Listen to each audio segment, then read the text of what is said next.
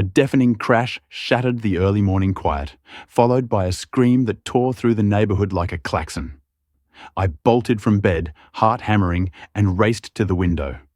There, tangled in my half-ruined fence, was Mara Hensley, her pristine brunette wig smouldering at the edges, smoke curling up as she flailed like a cartoon villain caught in a trap. My security camera's motion sensor had triggered the porch light, spotlighting her in a wild, comedic meltdown as she shrieked and rolled into my new rose bushes, thorns snagging her yoga pants. All I could think was, she didn't know the fence was electrified, and she had no idea why I'd put it up. Mara had waged war on my peace, but she'd just zapped herself into a reckoning. I sipped my coffee, watching her thrash, and grinned. She'd swung a chainsaw at my defense. Now she'd learn what it protected, and why. 2 months earlier, I'd moved to this suburban pocket near the woods. Far enough from the city for starlit nights, close enough for work. It felt like paradise, until the 4th night, when a thunderous crash woke me. Outside, 2 massive wild boars were tearing through my garden like wrecking balls, one toppling my trash can, the other splintering my old wooden fence. I yelled, clapped, even threw a rock, useless. They grunted, unfazed, and sauntered off. Animal control's advice? Boars come around here, try a fence or deterrent. Thanks for nothing. I'd worked years for this home. No tusked pests were ruining it. Research led to low-voltage electric fencing. Legal, safe for animals and humans, effective. I hired a pro to install a sleek wired perimeter, adding 6 bold yellow electric fence, do not touch signs. Smart, legal, done. Then Mara moved in. She looked the part, SUV, yoga mat, 2 terriers named Biscuit and Muffin, a live, laugh, love sign in her window, but within a week she'd crowned herself block royalty. She cornered me outside, fake smile and a jab. You'll figure out how to keep that lawn green. Newbies always struggle. I'd been there longer, but facts didn't faze Mara. She soon zeroed in on my fence, nose wrinkled like it offended her. Electricity here? She scoffed one day. I explained, legal, safe, boar-proof, showing her footage of the beasts. I've lived in classy places my whole life, she snapped. We don't use shock torture. That sparked her war. Mara launched a crusade against my fence, griping every few days. It's ugly, it spooks her dogs, it ruins the vibe. Once she asked, "Do you know what energy fields this emits?" I nearly laughed. She handed me a conspiracy pamphlet on EMF hazards. I stayed calm, pointing out the signs and legal specs, offering a safety walkthrough.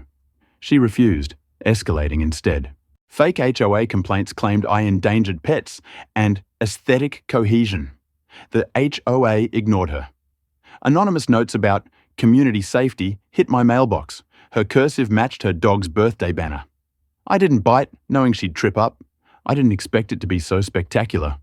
One night, a sign vanished. I noted it, hoping Mara took it, her mess to own. Dawn broke with a chainsaw's roar and a scream I'll never forget. Mara, chainsaw in hand, had zapped herself cutting my fence. The low voltage only startled, but she tripped, igniting her wig on a fallen tiki torch. Her face twisted in shock and fury. I pointed to my blinking camera and went inside, sipping coffee. She'd waged war, but I'd built a trap. Not for people, for fools who ignored why it existed. The Boars lost. Now she had. By morning, whispers buzzed, neighbors smirked, word of Mara's zap spreading like wildfire. I played oblivious, but knew she'd double down. That afternoon, she limped over, ice pack on wrist, notepad in hand, glaring at my fence. She scribbled, huffed, and stomped off, terriers yapping like a chorus. Later, a fake HOA letter hit my mailbox. Unapproved electrical installation. Remove immediately.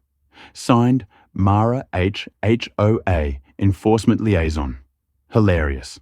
She wasn't on the board. I filed it under Mara Docs, chuckling. That night, a sign was bent, tampered with. I fixed it, suspecting her. At midnight, my lights flared. The camera showed 2 boars testing the fence. They grunted, zapped, and retreated. Perfect.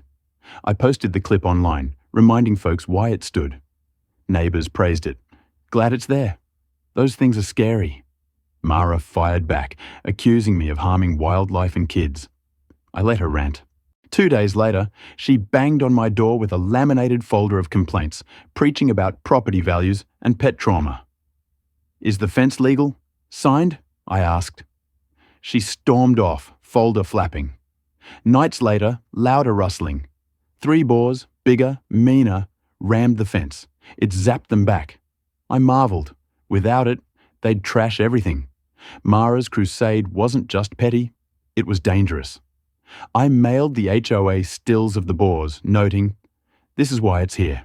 Legal, needed." Mara rallied neighbours against me, but most had seen the clips. Some faced Boars too. Leah, a neighbour, caught Mara toppling a sign calling her out. "You're the danger here." Mara froze.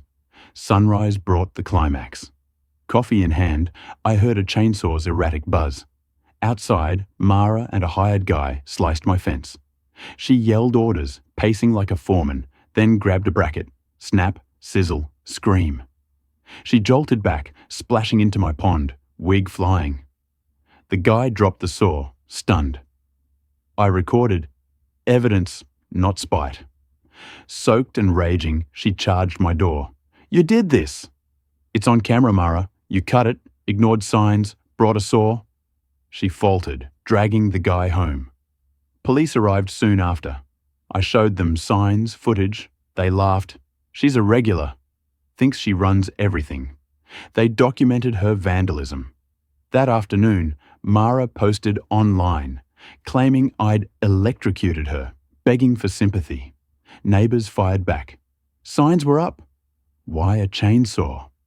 Memes rolled in. She deleted it, humiliated. The next day, HOA President Tom visited, grinning. "Complaints closed. We're investigating her. She's been faking authority, harassing folks."